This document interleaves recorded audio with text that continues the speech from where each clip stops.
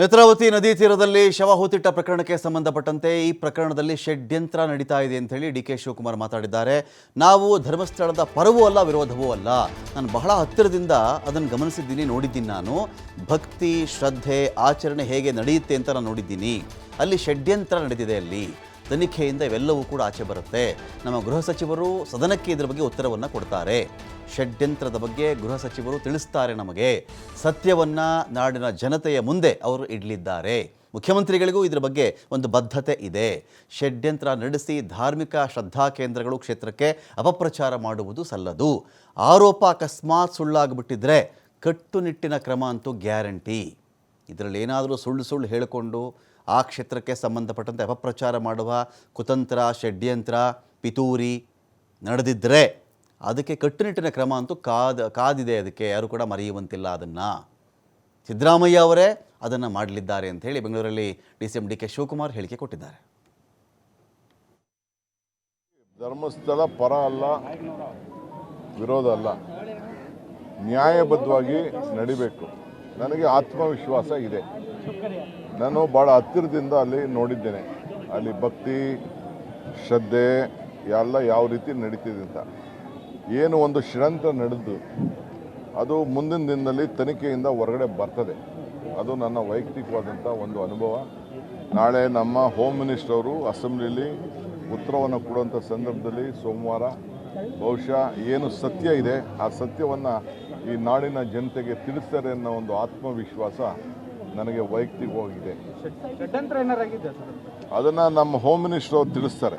ನಾನು ಹೇಳಿದ್ದೇನೆ, home minister ಅವರು ತಿಳಿಸ್ತಾರೆ.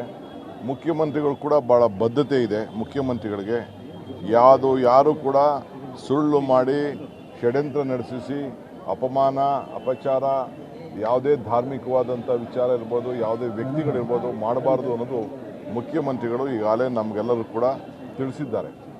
ಶಾಸಕಾಂಗ ಸಭೆಯಲ್ಲೂ ಕೂಡ ಅವರು ಕಟ್ಟುನಿಟ್ಟಿನ ಕ್ರಮವನ್ನು, ಸುಳ್ಳೇನಾರಾಗಿದ್ದರೆ ಕಟ್ಟುನಿಟ್ಟಿನ ಕ್ರಮವನ್ನು ಕೈಗೊಳ್ಳಬೇಕು ಅನ್ನೋದು ಕೂಡ ನಮ್ಮ ಸರ್ಕಾರದ ಒಂದು ದೊಡ್ಡ ಚಿಂತನೆ. ಆ ನಿಟ್ಟಿನಲ್ಲಿ ನಾವೆಲ್ಲ ಕೂಡ ನಡೀತೀವಿ. ಕಾನೂನು ಯಾರಿಗೂ ಕೂಡ ತಪ್ಪಲ್ಲ. ಕಾನೂನು ಕಾಪಾಡಲೇಬೇಕು. ಕಾನೂನನ್ನು ಈ ಸಂದರ್ಭದಲ್ಲಿ ರಕ್ಷಣೆ ಮಾಡಬೇಕು. ಕಾನೂನು ತಪ್ಪು ಮಾಡಿದ್ರೆ ಎಲ್ಲರಿಗೂ ಕೂಡ ಶಿಕ್ಷೆ ಆಗಲಿ. ಅದರಲ್ಲಿ ನಾವು ಯಾರು ಕೂಡ ರಕ್ಷಣೆ ಮಾಡೋಂಥ ಪ್ರಶ್ನೆ ಇಲ್ಲ. ಆದರೆ ಸುಮ್ಮನೆ ತೇಜೋವಧೆ ಮಾಡೋಂಥ ಕೆಲಸ ಯಾರು ಕೂಡ ಮಾಡಬಾರ್ದು. ಧರ್ಮಸ್ಥಳ ವಿರುದ್ಧವಾಗಿ ಷಡ್ಯಂತ್ರ ಎಂಬ ಡಿ.ಕೆ. ಶಿವಕುಮಾರ್ ಹೇಳಿಕೆ ವಿಚಾರಕ್ಕೆ ಸಂಬಂಧಪಟ್ಟಂತೆ ಷಡ್ಯಂತ್ರ ನಡೆದಿರಬಹುದು, ಅದು ಕೂಡ ತಿಳಿದುಕೊಳ್ಳಬೇಕು ಅಂಥೇಳಿ ಮಂಗಳೂರಲ್ಲಿ ಸಚಿವ ದಿನೇಶ್ ಗುಂಡೂರಾವ್ ಹೇಳಿಕೆಯನ್ನು ಕೊಟ್ಟಿದ್ದಾರೆ. ನಡೆದಿರಬಹುದು, ಅದು ಆಚೆ ಬರಬೇಕಲ್ಲ, ಅದು ತಿಳಿದುಕೊಳ್ಬೇಕಲ್ವಾ. ಷಡ್ಯಂತ್ರದ ಬಗ್ಗೆಯೂ ತನಿಖೆ ಆಗೇ ಆಗುತ್ತೆ, ಅನುಮಾನಗಳು ಬೇಡ. ಎಲ್ಲ ಆಯಾಮಗಳಲ್ಲಿಯೂ ಸ್ಪಷ್ಟ ತನಿಖೆ ನಡೆಯುತ್ತೆ. ಶೋಧ ಮುಂದುವರಿಸುವ ಬಗ್ಗೆ ಅಧಿಕಾರಿಗಳೇ ತೀರ್ಮಾನ ಮಾಡ್ತಾರೆ. ಸ್ಥಳ ಪರಿಶೋಧನೆ ಸುಲಭದ ಕೆಲಸ ಅಂತೂ ಅಲ್ಲವೇ ಇಲ್ಲ. ಯಾರೋ ವ್ಯಕ್ತಿ ಬಂದು ಒಂದಷ್ಟು ಗುಂಡಿಗಳನ್ನು ಹೇಳ್ತಾನೆ ಅಂತ ಹೇಳಿದಾಗ ಅದು ಸುಲಭದ ಕೆಲಸ ಅಲ್ಲ. ಪೊಲೀಸರು ಜವಾಬ್ದಾರಿಯುತವಾಗಿ ನಡೆದುಕೊಳ್ತಾ ಇದ್ದಾರೆ ಅಂತ ಹೇಳಿ ಮಂಗಳೂರಲ್ಲಿ ಸಚಿವ ದಿನೇಶ್ ಗುಂಡೂರಾವ್, ಅದರ ಉಸ್ತುವಾರಿ ಕೂಡ ಹೌದು, ಅವರು ಹೇಳಿದ್ದಾರೆ.